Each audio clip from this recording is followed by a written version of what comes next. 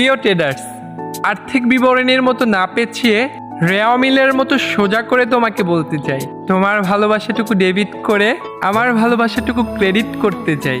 আমি মুনাফার মতো স্বল্প সময়ের জন্য নয়, মূলধনের মতো স্থায়ীভাবে তোমাকে ভালোবাসতে চাই। কমার্সের ছেলে মেয়েদের হাজার হাজার টাকার লেনদেনের হিসেব করার পরেও 5টি টাকা পকেটে ঢুকাতে না পারার কষ্টের মতো আমি কখনো আপনাকে হারিয়ে কষ্ট পেতে চাই না। আমাকে ভালোবাসার জন্য আপনাকে হিসেব বিজ্ঞানের মতো খুব বেশি হিসেব করা লাগবে না। বিশ্বাস করেন, আমার মনটা গণিতের সরল অঙ্কগুলোর মতোই অনেক বেশি সরল। আমি কমার্সের ঘুরানো পেঁচানো কঠিন অঙ্কগুলোর মতো কখনোই আপনাকে ঘুরিয়ে পেঁচিয়ে কঠিন করে কথা বলবো না।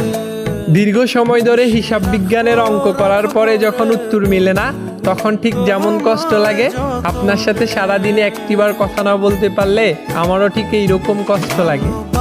উৎপাদন ব্যবস্থাপনার সাবজেক্টের মতো আমি আপনার মনে আমার ভালোবাসার উৎপত্তি ঘটাতে চাই। অর্থনীতি সাবজেক্ট নিয়ে পড়ালেখা করলেও বিশ্বাস করো, তোমাকে ছাড়া আমার কোনো অর্থ সম্পদের প্রতি লোভ নেই।